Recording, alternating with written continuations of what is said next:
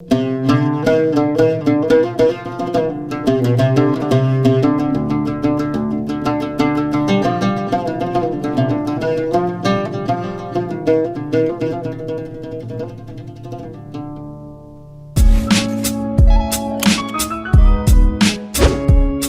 alaikum wa rahmatullahi wa barakatuh. Peace and love and blessings and salute and man, oh man, what can I say? We are in the blessed days of Ramadan, and I am a big fan of this incredible artist, human being. And I'm using this buckle up situation to even get to know him more and tell you guys, tell you about her more. We're talking about, an incredible oud musician and composer. She was born and raised in Los Angeles. She is from Palestinian.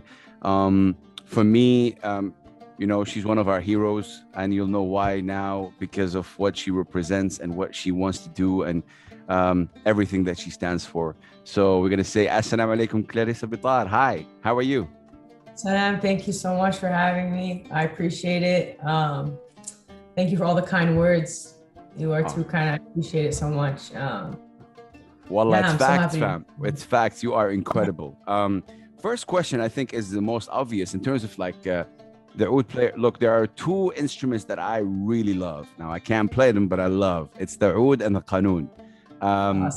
Why? Because it's like يعني Arab, there's a lot of that culture. So with you, how is your love story with the oud started? How did it all start with you? Yeah, it's funny. I totally feel the same way about the qanun and oud. I'm waiting to get a qanun one day, inshallah, as soon, so I can mess around with that. But the oud was funny for me. I kind of fell into it pretty randomly. The way it happened, I went to college at UC Santa Barbara, and I went in as a biology major. And they're like, "You be doctora, khalas, be the good doctora." That was my muhandis. Yeah, exactly. So I thought I'd go do biology, and then I took an intro to a world music course that was just kind of a randomly tied. So they said it's specialized in music from the Middle East and India, and so I was like, "Oh, okay, this is cool." And I grew up as starting when I was like 10 years old as a guitar player. So I always grew up as a guitar player, playing a lot of like classic rock and different things. Always trying to make my guitar sound like play out of music on it. And I never until I realized, oh my goodness, this has frets and we have 24 notes per octave and we've got these quarter tones and all these things about it. But basically I took that course, and there was a professor there of ethnomusicology, an American guy. His name is Dr. Scott Marcus. Shout out to Dr. Scott. Scott Marcus, yeah. He's the professor of ethnomusicology, and he was like, I give oud lessons, so anyone's interested. This is, their oud and out. Like the second I saw, of course, I grew up around this music. Like my grandfather, alayhi rahmah, was always playing Abdul Wahab and just, my father too, singing all the time around me. So it's such a familiar thing for me. And when I saw the oud, I was like, oh yeah, I'm gonna take lessons. And I remember I called my dad and I was like, Baba, I'm gonna start taking oud lessons. He's like, what? Oud? He's like, Baba, it's different than guitar. It's not the same. And I was like, all right, no, I gotta practice so hard so I can show up and I can play it. And then I kind of just fell in love with it. It was just this thing that to me, like 5 hours would go by. I didn't realize I've been playing that long, It was just like a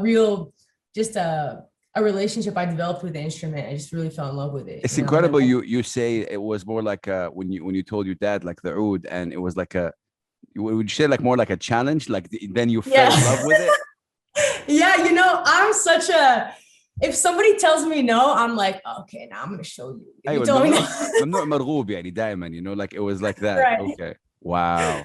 So I was like, no, I gotta show you. And then when I saw their reaction, and I saw like my grandparents' reaction when I played for them, and when it was such a special thing for me, and like to be able to, bring back so many good memories for them and things like that music does. It was really beautiful for me to have that connection and to share that with people. And it's something I love about it. Can I be totally honest with you? The thing is, with what you stand for and how you do it, I think it's truly important you work, especially for young people, because a lot of people would associate stuff like that only for a certain caliber or a certain age. And for Mm. me, I'm so proud of you already. I'm honored that we have someone like you. What are the sort of reactions you get from young people?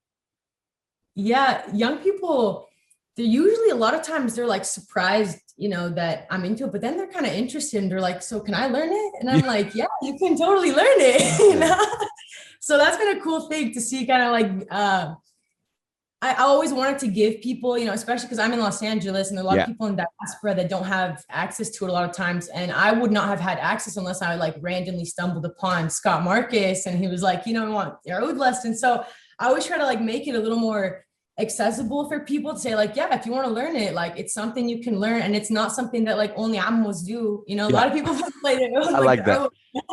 I So like that. You should put that on a shirt or something like that. Not only Amwas do. I like that. No, that's perfect actually. And yeah, that's incredible.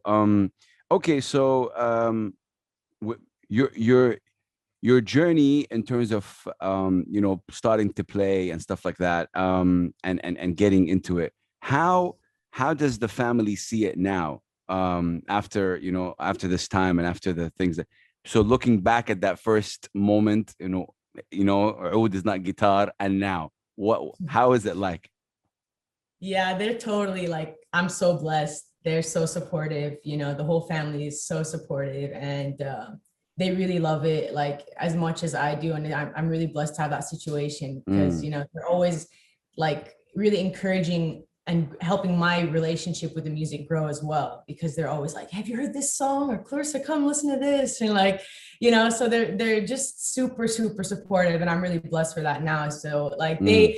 initial skepticism was definitely not something they kept with them. Eventually they came around and they really, really like, I think I'm very lucky to have such a The, supportive family. somehow I'm sure you've been told that before. You're like a bridge as well because of kind of connecting. Obviously born and raised um in California, but you're from Philistine. Now, how in what way? What are like obviously you studied music and you even an emphasis on ethnomusicology. I hope I'm saying right, which is like like the which is wow, it is incredible. This is the study of the culture in music, right? Or Yeah, exactly. It's like kind of like musical anthropology. wow. Um, That yeah. wow. It's really it's been cool to kind of be in the position that I'm in because I'm blessed to work with like a lot of artists that are doing like new stuff that they want Mm, to incorporate oud with. And so I've kind of been in this like really cool position where it's like trying to see how do I mix the like old styles and like these different maqamat and all these beautiful melodies that we have, then bring them into these like new song forms that make people are like, oh wow, this is fresh, I like that. is how So challenging is that? well, sometimes it can be challenging if because a lot of the music in Western music, they don't want to use those like quarter notes, those like half flats and those half, Yeah. which are some of the most beautiful notes for me in the Arab music. It's just like those are some of the most emotional notes. And sometimes when you throw them into a song where like that song is built off of something that doesn't have those notes in it, it can sound a little wonky. So the challenge has been trying to like find a Mm. way to incorporate some of the more like obscure maqamat that might not be like as typical to go to because there's a lot of maqamat that don't have the quarter notes so you can use them easily, but then it kind of becomes like a funneling where you only are using like sticking to those certain ones, you know what I mean? Facts. Yeah. Yeah, I so love that you said that. I one like I had a brief conversation with Ibrahim Malouf one time on Twitter, and I think he mentioned something like he mentioned like something like that. And I think his work is also incredible. I'm pretty sure you're familiar with Ibrahim. He's um when it comes to when it comes to this instrument, Clarissa, tell me how important is it for us as Arabs to just because I love it. Like I just we love it, and even in Ramadan, to be honest with you, even the love for it increases more. Like I'm in the UAE right now. It's the only thing that is allowed to play. Um, do you like or not like that sometimes the oud is played in that box? Because for me, when I see you, it's also an art. It's not only best something. خلينا نجيب العود انه خلاص now it's time to do this. Like it's I love what you're doing because you're pushing the border that it's yeah. not only just when it's like time to relax or Islamically or religion or just that vibe. Yeah, the oud is, I mean, it's so much part of our culture that it's been like used in so many contexts, and it's really become such a like symbolic, like Mm, even when you see something they're putting Arab instruments on, you'll see a qanun, you'll see an oud, you know, those are like, those are the very traditional instruments. So even like the violin that we use and incorporate is not something, and like we had the kemanja before, a different style one that we brought that in. So the oud is like, and the qanun are very like, you know, they mm, have that history for us. And so it's very like important that I like, I feel, I feel very strongly that it's important for me to respect the traditional stuff and to mm, show like to my teachers and to a lot of those people that I very much respect that I'm like very much a student of that. And I like respect the tradition 100%.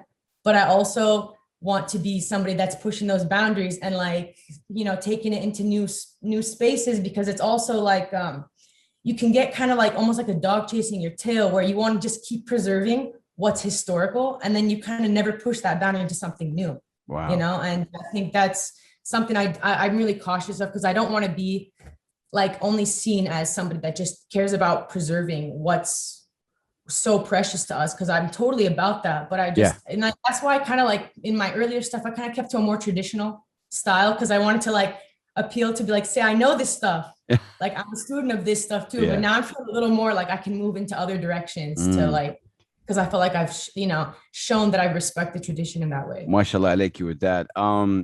Okay, so this is a when I showed your profile to a couple of people, the first thing they said, "Oh wow!" I mean, she played like she played incredible, but like they're like they're so used to men playing the oud. I'm like, yeah, but she's mashallah great. Have you ever faced this discussion? For me, I'm pretty sure you know, but for me, it's male, female, especially with rap. MC. It don't matter. Happen to be a girl or a woman or a man. It don't matter. The skill is what it is. But I'm sure you got into a discussion when it comes to that. And I was even talking to a couple of friends. Like, it's just why is it so weird if a woman plays the oud? I don't get it, but I don't know if you understand where I'm coming from or where they're I coming from. feel you. I feel you 100%. I've gotten so many, so many times people are so confused, like, why'd you pick this? And I'm like, because I fell in love with it. They were like, but this is a masculine instrument. They told me it's What? a masculine instrument. Oud Yeah. is a, they told you that oud is a masculine Yeah. And I'm instrument? like, what's masculine about the instrument? You know, some people have this like idea about it, you know, like some instruments more feminine, like maybe a violin, that's considered more feminine for La. people. That's acceptable for like a girl to do, but playing her, oh, it's like, no. But I've gotten that before. One time, this guy for a gig, he's like, oh, المرأة بتهدأ. And I heard it. I was like, oh What did man. he say? He's like, المرأة بتهدأ. Like before I was gonna play, and I was like, all right, I'm gonna show you. And after he was enjoying it, he was enjoying it. So I've Yeah. definitely gotten that shock sometimes, Mm. and I don't know why. It's just it's been a thing, I guess. I think in the past, Yeah. what I've read in the history, that it used to be more of a thing that more women played oud, and Yeah. then for some reason it kind of fell out of being a very common thing. But yeah, I've definitely gotten that type of reaction before. I just like no, but yeah. I think this is also an educational thing where a person is good at what they do. It don't matter what the gender is, and I think it's just and personally for me, I think it's even more. Um, Sometimes yeah, I think it's even stronger the way you're doing it, mashallah alaik. Okay, so your own typical your own work as Clarissa right now, like if I go on your Spotify, you'll see some some project that you put out. For me, I was just telling you off air that I kind of have belly dancing on wounds, which is a collaboration project that you've done with Muhammad al-Kurd, a Palestinian poet, right? And you obviously you're there, and then you also released was it an EP that's called what is it called? Bayati? Yeah, it's named after that Maqam Bayati, and it was kind of like a little kind of like just an educational thing, but also a fun little like wasla set that you could listen to all in one maqam and kind of like Yeah, enjoy. yeah, that's So yeah. I mean, yeah, I just that took me somewhere. Just thinking about it now also takes me somewhere. So now when it comes to you doing this, what's for the future for Clarissa? Like, what is it that you want to get out of this in terms of like, because I know that your passion is to also teach about the culture, our Arab culture, our rich Arab culture, that sadly sometimes only what people see in it is few snippets from commercials and just, you know, the could be silly sometimes, but we are so rich, it's crazy. Like when I spoke to LL Cool J, he kept telling me that you guys have so much tradition, culture, Arabi. Yani, you know, he was talking about the rappers or Arabs who are performing in English mainly and who are based here. And we had that discussion, which was very interesting. So what's the future for Clarissa? Like, what are you looking forward to do? Well, I definitely I definitely love to keep teaching and like keep that access to people and to like still be a resource so people can learn about our music and, you know, especially for people here in diaspora, like I think that's really important. And I also like I've been, getting more into producing and getting more into like mixing my ouds into other song forms. So I'm thinking about, I have a project that I'm going to release next month, inshallah, and that it's going to be a mix of more traditional and pushing the envelope a little bit, not as traditional with some of the songs. Ooh. And then after that, I have any name on that one, like what? Yeah, the name I'm actually going to call it Hassan Sabi. Hassan Sabi. Yeah, that's my whole life. You know, they always called me Hassan Sabi because I was always more of just tomboy and always, outside doing things. And so this is a very personal album. It's almost like each song is on like a message to like somebody in my family, to like to my grandmother, and to these two things. So I called it that, of this endearing thing, because they always would call me that. And it's kind of like this way of reclaiming that. And my grandma wasn't happy that I was calling it that, but then she understood. When will this drop? That's gonna drop in May, inshallah. So okay. After Ramadan, yeah. And then is it gonna be on streaming and services and stuff like that? Okay. Yeah, cool. It'll be on all the streaming platforms. I'm done with the whole project right now. It's just in mixing and then like finalizing, the album cover and all that stuff. But it's an exciting project for me. And then after that, I have another project that's lined up that I'm gonna call it Harakat, I think. And that's Harakat. that's just gonna be beats that I've produced, just tons of beats with just oud over it and just messing around with how it sounds. Oh no, you didn't, Clarissa. You didn't say that. Oh my God, that's like, what kind of beats though? Like, I mean, there's a lot of hip hop beats, mostly hip hop beats. This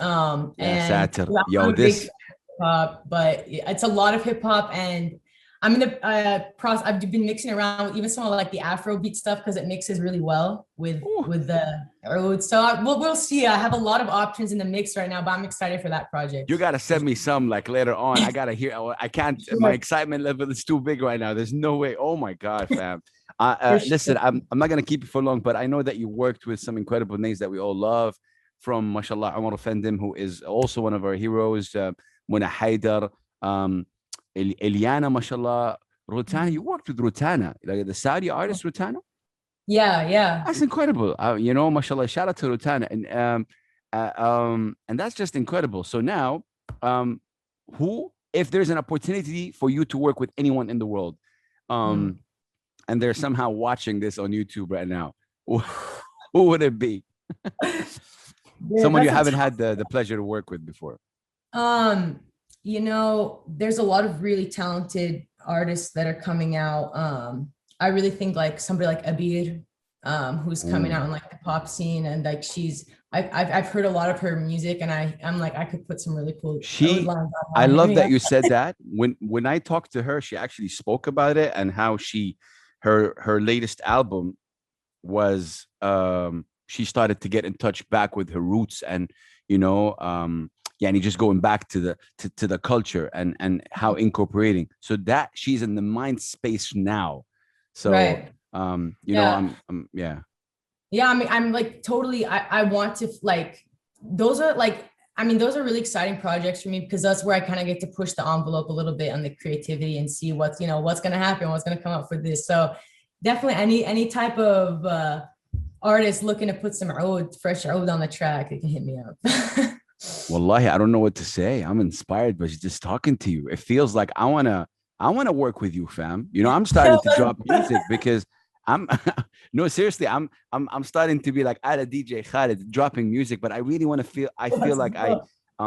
I feel like, but we can't what's beautiful about music is like not forcing things, and when things happen just like that. I'm just chilling in here. Obviously, it's around 12:30 or 12:45 here in the UAE, and I just heard this, and I was like, I need to talk to this incredible person right now. I don't know. I'm gonna hit you up, and like boom, and then I just yeah, I have so much love and respect for you. Like Clarissa, you mean so much, and I wanted to come on here and give you your flowers and tell you that we appreciate you. We appreciate everything that you do, and wish you all the best. Even my son is here. Ahmed, come say hi. Live, real life. Say Clarissa. Hi, Ahmed. Clarissa. كويس. Hey, how you doing? Yeah. So yeah. So God bless you, sis. Wallahi, I wish you all the best. And um, I wanted to see you. You don't have a oud next to you, do you? I do. I actually do. Ooh. Oh, she does. I do. Allah. I don't know how the sound would be like. I'm done with my questions, but do you think? I don't know. Can we see if anything can come out of it? Like, Let's see.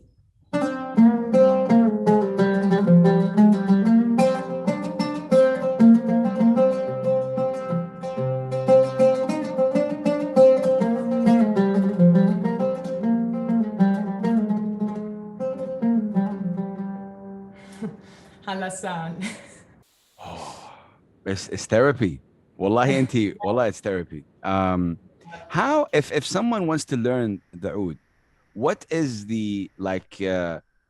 يعني how يعني I don't know, like because I don't know if I'm over exaggerating it at this point, but I really feel it takes me places. It Mhm. takes me back to the authentic. It also it's a very sound. It's حقنا. It's our sound. Yeah, yeah, Um, yeah. how long did it take you to get really like where you at right now, and how many hours you practice per day? Like what tell us like your routine. Yeah, I practiced really a lot when I first started because I felt like I was starting at 18 and that was pretty late, I was like, Mm, man, like all those people that I was like playing with it, like that I looked up to, they're oud playing, they've been playing since they were like 11 or something like that. And I was like, I have to make up for lost time. And I would practice legit like 5 hours a day, just mm, sit and play and play and play along to songs and practice like we're so lucky we have YouTube. Like there yeah. are so many recordings on YouTube. Like I just would sit and put YouTube on like Farid Al-Atrash songs or whatever and just like go through the list and just like play Wow. along with everything. And like really, really was the way that I learned best was actually from YouTube. I mean, it was great to have the introduction of the maqamat and like to Mm, know, okay, this is where the scale is and like this is how you pluck, and those are like all really good basic things. But then after that, just a lot of like listening to music and playing, and like I just listen to a lot of music too, so but you're that's like very passionate about it, and that's what you're very passionate. It looks when you're playing, and which is just yeah. Wallahi, يعطيك ألف عافية. I'm really thankful for your time. It was just a quick chat. I really wish to hopefully meet you one day. When this COVID situation gets out, I really want to even invite you. Would you be willing to come to the UAE once COVID is clear? Would love to invite you. And okay, since you mentioned hip hop, I gotta talk to you about hip hop real quick. Like, who are your favorite rappers? Do you have a list of rappers that I'm so LA with my Okay, rap. okay. I love all the LA rappers. I mean, like we definitely like NWA. Mm, We now listen. I mean, a lot of like Snoop Dogg, of yeah, course. of Love course. Snoop Dogg. Uncle A Snoop. lot of like even like people now like YG. There's a lot of Mm, like rappers, that there's like this LA. I think for me it's so much about the beat because obviously the music, like there's just this West Coast beat in the rap and like that I love. And yeah, it's funny, they always use Hijaz. It's like such a West Coast thing to use that facts. Hijaz line. Yeah. So I always think like, is that like why I love it so much? I don't know, Oh maybe. man.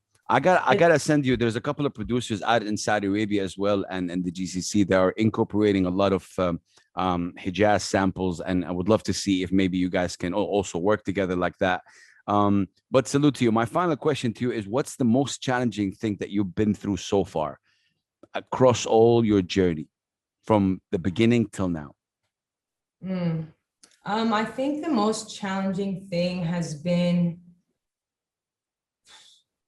definitely, trying to make people respect what you do as an artist. A lot of times, like a lot of things, it's tough as an artist. It's been tough, even through COVID, but even before that, it's tough to, when people like, they want to say like, come on, it's for community, you should do it for free or something like that. It's been tough to get people to like respect, you would pay your chef that's cooking you food, you would pay the musician that's also, singing for you. So I think that's been like a lot of times a tough thing to have discussions about, making people understand your price and your value for your art and why that's something that should be respected, Oh man. God bless you. Like Clarissa, this is your handle. Go follow her, go check her out, and definitely go show love and support. She's dropping these projects very soon. And I feel really honored that I had this chat with you. God bless you. Shout out to you, and we'll definitely connect soon. And salute to you, sis. Keep doing what you're doing. Wallahi. Peace and love, you guys. Like and subscribe. Salam. I appreciate you. Thank you.